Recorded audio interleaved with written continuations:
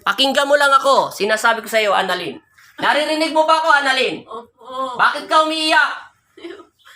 Masakit po kasi Bakit kanina hindi mo alam kung bakit ka umiiyak? Alin ang masakit sa'yo? Wala akong ginagalaw sa'yo. Bagkos, hinahawakan ko lang ang mga paa mo dahil bumitaw ako sa daliri mo. Atak, isa sa'yo. Naintindihan mo? Na ito ang mga kamay ko. Hinahawakan ko lang ang katawan mo. Naintindihan mo? Opo. Linisin mo ang katawan mo. Pag-aari ng Panginoon Kristo. Hayaan mo yung demonyo. Huwag ka magpasailalim sa kanya. Pakinggan mo lang ako. Yan ay masamang espiritu. Matagal ka na niyang ginagapos. Sa puno siya nakatira. Ipikit mo lang ang iyong diwa ang sumabay ka sa akin. Pakinggan mo lang aking bibig para hindi siya makapasok sa loob ng katawan mo. Naintindihan mo? Kung hindi mo mapigilan bakit ka umiiyak, huwag mo siyang pakinggan. Maggalak ka sa aking ama. Unawain mo ang aking sinasabi. Hindi siya karaniwang tao. Naintindihan mo? Linisin mo. Gamitin mo ang buong katawan mo. Ang tawag dito ay reincarnation. Nagtatravel lang yung utak at isip. Dinadala ka ng emosyonal mo. Huwag kang magpapatalo at magpapasakot kay Satanas. Tanda mo, yan ay maitim. Siya ay isang lalaki. Kalasin mo. Kalasin mo ang lahat ng nilagay niyang sakit sa buong katawan mo. Kalasin mo. Kung hindi mo mapigilan kung bakit ka umiiyak, pabayaan mo. Yan ay kapayapaan ng aking ama. Pinapakinggan niya ang iyong panalangin. Makinig ka sa akin. Ako na ang bahala. At tatawag ako sa aking ama upang gabayan niya tayo. Pakinggan mo lang ako. Linisin mo. Umiyak ka, kung umiiyak ka, pakawalan mo ang galit sa iyong puso. Linisin mo. Wala na akong ginagawa sa iyo. Pakinggan mo lang ako. Sabi mo, Panginoong Jesus, Panginoong Jesus. Amang Nazareno, Amang Nazareno. ako po si Annalyn. Ako po si Annalyn. Lahat sabi mo ang pangalan mo Ako po si Annalyn Paliliwanag. ay nananalig ako sa iyo. Ay nananalig po. Alisin niyo po ang lungkot sa aking puso Alisin niyo po yung lungkot sa aking puso. at ang nararamdaman ng takot sa aking puso at kaluluwa. Nararamdaman takot at puso sa aking kaluluwa. Nawa kayong una't maghari Naway kayo maghari sa aking buhay. sa aking buhay. Amen. Amen. Sabi mo in Jesus' name, In Jesus' name. sa pangalan ni Jesus, Sa pangalan ni Jesus. lumayas kayo Lumayas kayo sa aking katawan. sa aking katawan. Masamang espiritu, Masamang espiritu. lumayas ka Lumayas ka sa aking katawan. sa aking katawan. Amen. Amen. Lumalabas na si Satanas sa loob ng katawan mo. Linisin mo ang katawan niya. Linisin mo ang katawan ng Diyos. Pagpag mo lahat ng sakit mo. Wala na akong ginagawa sa iyo. Tanda mo. Hindi mo mapigilan kung bakit ka umiyak. Hindi po. Sige. Pakinggan mo lang aking sinasabi. Manalig ka lang. Tutulungan kita ng abot ng aking makakaya. Merong itim na espiritu masama. Galit at hinanakit ang iyong puso. Doon kanya dinala. Alasin mo lahat yan. Sakit mo. Gamitin mo yung dalawang kamay ng aking ama na pinagkaloob sa iyo. Annalyn, pakinggan mo lang ang aking sinasabi. Kalasin mo yung nararamdaman mo sakit sa buong katawan mo. Ayaw niyo ipakalas. Kalasin mo, Annalyn. Pakinggan mo lang ako. Konti na lang. Kung hindi mo mapigilan umiyak, pakinggan mo lang ako. Huwag kang umiyak. Matuwa ka, bagkus pinapagaling ka na ng aking ama. Sabi mo sa Panginoon Kristo at nahihirapan ka na. Yun lang ang sabi mo sa Kanya. At tumingi ka ng tulong. Tutulungan kita ng abot ng aking makakaya para makawala si Satanas sa loob ng katawan mo. Hindi siya makakalabas diyan kung hindi ka tatawag sa aking ama. Kung bakit ka umiiyak, alam mo bakit? Ayaw niyang pakalas sa loob ng katawan mo. Matagal ka na, ilang taong ka na. Ginagapos ni Satanas. Naditik kita na mayroong maitim na espiritu sa iyong puso at isipan. Bagkus dapat ang aking ama pa rin ang pananiniwalaan mo at pananampalatayaan mo. Walang makakatulong sa iyo kung hindi ang aking ama lamang. Naintindihan mo, Annalyn? Binuksan ng Panginoong Kristo ang iyong tenga para marinig mo lang ako. Dahil alam niya na hindi mo kakayanin ang kalaban mo. Naintindihan mo na? Opo. Tulungan mo ako. Tutulungan kita ng abot ng aking makakaya. Kung hindi mo mapigilan umiyak at hindi mo madilat ang iyong mga mata, pakinggan mo lang ako. Naintindihan mo?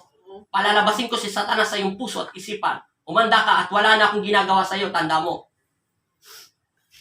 Kalasin mo, sa pamamagitan ng pagsabi ko sa inyong pangalan, Panginoong Hesus sa Amang Nazareno, nananalig ako at nananampalataya ko.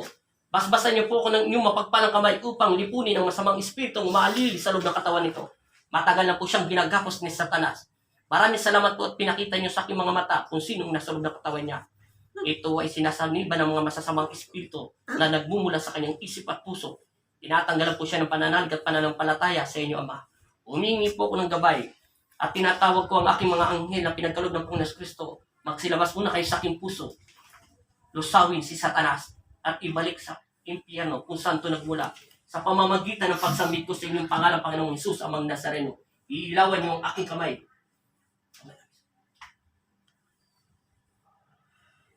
Masamang espiritu, umalis ka sa loob ng katawan ng taong ito at tahimikin mo to sa pangalan ni Jesus. Amen. Ama Jesus, amang Nazareno, kami ang iyong mga anak. Ilan niyo kami sa panganib at masamang espiritu. Binigyan mo ko ng kapangyarihan, kaya kayo po ang manguna sa aming buhay at ganun din po sa kabuhay ng taong ito. Amen. Binabasbasan kita sa pangalan ni Jesus, sa pangalan ng aking ama na si Kristo, Jesus Nazareno. Humihingi po ako ng basbas upang tanggalin ang mga masasamang espiritu na umaalili sa kanyang katawan lupa, bagkus kayong manguna at tawaghari sa katawan ng taong ito, sa pangalan ni Jesus. Amen. Lumayas ka, masamang espiritu, sa pangalan ni Jesus. Amen. Gumising ka. Tinatawag ko si Annalyn.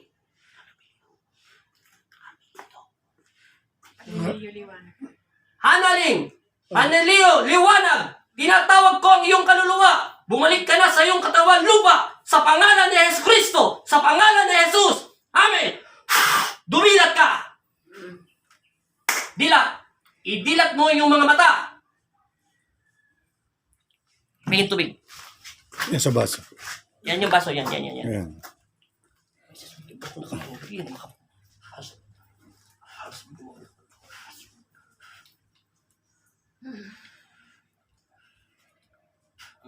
Inumin ka ng konti. Iyuko mo ng leg mo. Sandal ka, sandal. Tama na. Mabasa lang yung labi mo. Sabi mo in Jesus' name. In Jesus' name. Sa pangalan ni Jesus. Pangalan ni Jesus. Amen. Amen. Nananalig ako at nananampalataya. Panginoon, Heso Kristo, maraming salamat po. Maraming salamat po. At nawa kayong unat naghari sa aking buhay. Nawat ikay naghari sa aking buhay. Amen. Amen. Amen. Amen.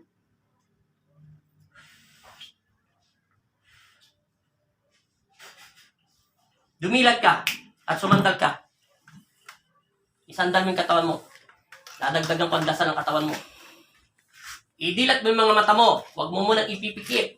Kontrolin mo ang iyong sarili para malusaw at lahat ng negatibo sa loob ng katawan mo.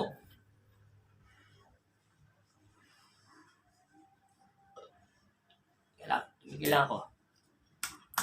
Okay na. Nawala na si Satanas.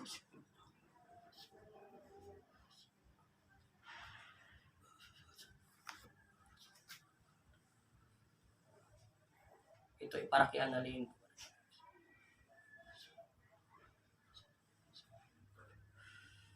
Ubusin lahat yan. Idilat mo may mga mata mo pag umiinom ka ng tubig. I-relax mo ang sarili mo para bumalik agad ng lakas mo. Tatanungin kita, Annalyn, tumingin ka sa akin ng diretso at tumawa ka sa aking mga kamay. Uling tanong ko to, isang sagot lang, oo o hindi. Bahala ka na kung dadagdagan mo. Nasaan ang espiritu at diwa mo? May nakikita ka ba liwanag? Etc. Ako lang ang nakikita mo sa liwanag. Saan liwanag? Etc. Bahala ka. Ito po sa inyo. Magkaharap lang tayong dalawa. Opo. Hindi mo sila nakikita. Nakikita po. Wala ka bang nakikita sa paligid mo? Wala po. Eh bakit ka umiyak? Oo.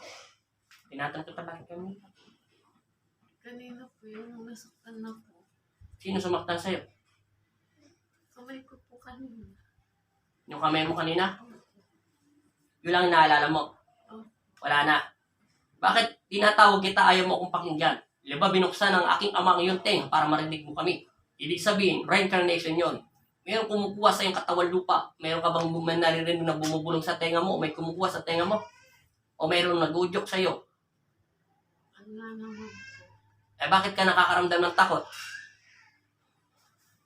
Hindi mo maintindihan? Hindi mo maintindihan.